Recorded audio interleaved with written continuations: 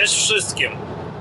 Chwała Polsce za pomoc Ukrainie. Dzisiaj pomagam naszym znajomym dostać się do domu, do Ukrainy. Jadę na granicę ze Starogardu Gdańskiego w okolicy przejścia granicznego Uchryniw do Wchobyciu, bo już bardzo tęsknią się za domem. No i stosunkowo w okolicach, w obwodzie dnipropetrowskim to nie jest aż tak źle i chyba wygląda, że wojska rosyjskie nigdy tam się nie dostaną. Więc pomagam dojechać do domu, bo z małymi dziećmi i dużymi walizkami autobusem to by była męczarnia. Chociażby tu do granicy dowiozę, a tam na granicy spotka ojciec ich, męż i będzie wszystko dobrze. Dzisiaj jest 5 czerwca, piękna pogoda, 22 stopnie, prawie nie ma wiatru. No i to nie jest żaden test, tylko rzeczywiste wykorzystanie samochodu elektrycznego na przykładzie Tesla Model 3 Long Range. W takiej rzeczywistej trasie jedziemy autostradą, mamy na tempomacie trochę ponad 140 km, ponad 220 km mamy już za sobą przejechane, godzinę 45 minut. Jesteśmy w drodze, zużycie energii 215 Wh na kilometr. Wyjeżdżaliśmy, było 99 czy 100%, teraz mamy 29 i kierujemy się na Ionity Niesułków, MOP Niesułków na A2, żeby nam zrobić pierwsze z 2 wymaganych doładowań. I jeszcze mamy zasięg 97 km, a do MOP-u mamy 51 km, nawet 50. Także wszystko dobrze, piękna pogoda. Jeszcze dzisiaj, tego samego dnia, wrócę do Starogardu, także to będzie ponad 1000 km na dzisiaj dla mnie, ale autopilot super pomaga. Połowę czasu czuję się jako pasażer. Do zobaczenia. No dobra, już tak naprawdę jadę z powrotem z Lublina do domu. Plan naszej podróży się zmieniał w trakcie jazdy trójkrotnie. Jak dojechaliśmy już do MOP Niesułków, na Ionity, na A2, to zadzwoniłem na Straż Graniczną, żeby się upewnić, że piesze przejścia nadal są otwarte wszędzie, jak było deklarowane kiedyś dla uchodźców z Ukrainy, a się okazało, że już nie. Sytuacja taka, że na przykład na przejściu Rawa-Ruska puszczają Ukraińców z Ukrainy do Polski na piechotę, ale już nie wypuszczają. Czyli żeby wyjechać, albo trzeba kupić w Polsce samochód używany i wyjechać. Niektórzy tak też robią. Albo wykorzystać pociąg z Przemyśla, więc zostają busy, pociągi i samochody, BlaBlaCary. No okej, więc szukaliśmy innych opcji i jedyne przejście graniczne, które działa jako przejście dla pieszych, to jest przejście Medyka Szygini w kierunku Lwowa, ale dla nas, jak zmierzaliśmy do Rochu Jachodyn, to nie było wygodne. To 2 dodatkowe godziny jazdy, 2:20 nawet z Lublina, czyli nie było to wcale blisko. Wymagało to co najmniej jednego dodatkowego ładowania w Lublinie i potem gdzieś tam jazda. No i szukaliśmy innych opcji, czyli najpierw zdecydowaliśmy, jedźmy na Szegini. Ja już się przygotowałem mentalnie, pojedziemy. Dodatkowe 200 km pojedziemy, co zrobić. Ale jest też po innej stronie rodzinki, ojciec, dzieci, których wiozłem. No nie wszystko jest tak różowo z paliwem w Ukrainie, więc on ma busa na olej napędowy pasażerskiego i miał ze sobą paliwo w kanistki i niestety po drodze po prostu nie miał gdzie tankować. Wyobraźcie sobie, przejechał sobie 1000 kilometrów z Dnipra do granicy z Polską i nie miał gdzie tankować, bo po prostu nie było. Trzeba może wiedzieć, gdzie te paliwa są, gdzie sprzedadzą i tak dalej, więc on jak jechał, to nie widział, żeby jakakolwiek stacja tu sprzedawała. Więc on jak sobie policzył tą dodatkową pętlę w stronę Medyki, to doszedł do wniosku, że on już nie dojedzie do domu, po prostu nie będzie miał paliwa. Taka sytuacja. I wtedy wpadliśmy na plan C, czyli spróbować znaleźć jakiegoś busa z Lublina. No i odkryliśmy tą opcję przez BlaBlaCar. Kierowcy busów po prostu zgłaszają się na BlaBlaCar dostępność miejsc wolnych, żeby ktoś z nimi pojechał. I zdecydowaliśmy, że po prostu pojedziemy na PKS w Lublin i spróbujemy znaleźć busa do granicy. I właśnie znaleźliśmy. Potrzebowaliśmy tylko dojechać z Lublina do Jachodyna, czyli do ukraińskiej strony granicy, na przejściu do Rochusk jak один. No i jest 50 zł, taką cenę usłyszeliśmy, już jakby skorzystaliśmy, bo ten bus odjeżdża za 15 minut. Bardzo wygodnie. No i to był taki normalny, duży bus z klimatyzacją, z toaletem, przestrzeń na duże bagaże, więc te ogromne walizki, które mieliśmy aż dwie, pokażę wam, ile do Tesly można wepchnąć. Dwie walizki, dwie hulajnogi dla dzieci, plecaki, torby luzem, więc to wszystko bez problemu. Załadowaliśmy do busa i oni pojechali. Ja super jestem zadowolony, trzymam kciuki, żeby granice przeszli dobrze, szybko i sprawnie.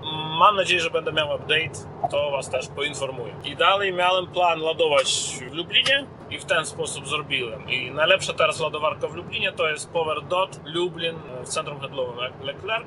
To jest ładowareczka EcoN do 100 kW i ona daje naprawdę dobrze, czyli założyłem nawet 96 kW mocy ładowania w swojej Tesli, jak skończyło się grzanie baterii. Super, moim zdaniem. No i Better Planner mi sugerował jechać z powrotem tą samą trasą, ładować dalej na Ionity, tak samo jak naładowałem po drodze tutaj. No i żeby to zrobić, dojechać do Ionity, to sugerował naładować do 78%. Z 8 chyba miałem. Czyli trzeba było naładować 70% baterii minimalnie. I na to była potrzeba gdzieś pół godzinki, ale trochę odpoczywałem sobie, umyłem szybę, już jest znowu brudna. Tam jest bardzo wygodna lokalizacja, bo nawet w niedzielę, kiedy wszystko jest zamknięte, a dzisiaj jest niedziela, można sobie uderzyć do stacji Orlen po kawę, wiecie, toaleta, woda, więc zaopatrzyłem się we wszystko, co mi jest potrzebne. Wróciłem, mam 91% baterii. Dobrze. Od luncha przejadę i na dodatek ten PowerDot to jest chyba najtańsza, czy jedna z najtańszych szybkich ładowarek w Polsce, bo kosztuje złoty 60 za kWh i można nawet robić opłatę Google Pay i nawet robić opłatę kartą. Dla mnie bomba. No i tyle w temacie, słuchajcie, na ten moment jest taka fajna pogoda, 26 stopni. Tesla prognozuje, że dojedziemy na Ionity z naładowaniem aż 23%. To całkiem dobrze jest. Co mogę wam jeszcze powiedzieć, że jedziemy już 36 minut, 64 km przejechane, zużycie energii 173 Wh na kilometr. Całkiem dobrze. Przypominam, że to jest S17. Ustawowo można tu jechać 120 km na godzinę. No wszyscy trochę szybciej jadą. Także jadę ze wszystkim. I zużycie energii mam takie jak jest dla realistycznej jazdy. Dobra, to chyba wszystko. I jadę dalej. Okej, wszystko dobrze. Już sobie jadę A1. I co mi tu zostało? Do Cichocinka mam 43 minuty, 84 km. Wszystko dobrze. Dojadę tam potencjalnie na 23-28%. Aż za dużo naładowałem na tym Ionity. Nowostawy. Wszystko przebiegało pomyślnie. Podłączyłem się z pierwszego razu, wszystko się udało. Problem tego Ionity, za daleko biegać za szczotką, żeby wiecie, żeby umyć szybę.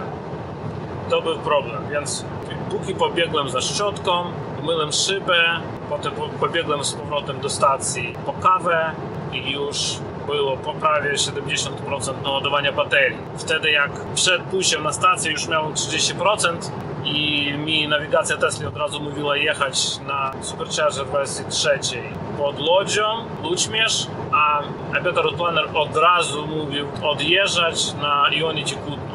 No a ja potrzebowałem więcej czasu, bo zmęczyłem się. Dlaczego się zmęczyłem? Na trasie między Lublinem a Nowostawy nie robiłem żadnych przystanków, a na dodatek podjeżdżając do Warszawy straciłem autopilot. Byłem zbanowany, ponieważ trochę za mocno przyspieszyłem się i dalej mi się korciło już dojechać szybciej, więc nie robiłem żadnych dodatkowych przystanków, żeby odnowić autopilot, więc już jechałem manualnie. Wykres nie pokażę wam, bo jechałem trochę szybko. Na pewno jechałem szybciej niż w tą stronę. Update co do moich pasażerów.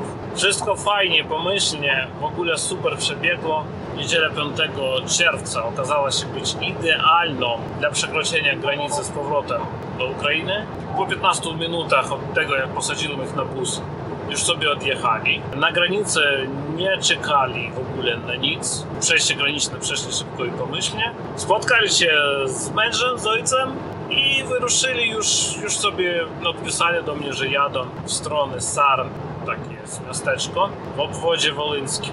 To jest najkrótsza trasa w ogóle przez Sarny, Kowel Sarny i dalej na Kijów, potem na Dnipro. Niestety będą jechać przez Buczę, Irpiń i Hostomel. Mogą zobaczyć ślady wojny, co pewnie nie będzie przyjemnym widokiem dla dzieci. Ale tam już nawet jakieś mosty tymczasowe działają, więc da się jechać samochodem tędy absolutnie normalnie. No i tyle. Tak, ze względu na to, że Ionity przed chwilą było dla mnie ostatnim ładowaniem odpłatnym. Będzie jeszcze Tesla, ale na Tesla nadal mam bezpłatne ładowania. Oczywiście podsumuję tu wszystkie koszty, nawet teoretyczne koszty płatnego Superchargera, choć mam go bezpłatnie, ale już mogę Was update'ować o kosztach przejazdu. 2 razy naładowałem się na Ionity, w tym samym miejscu po obu stronach autostrady, Nowostawy i Niesulków. Pierwszy raz to było 58 kWh pobranych z ładowarki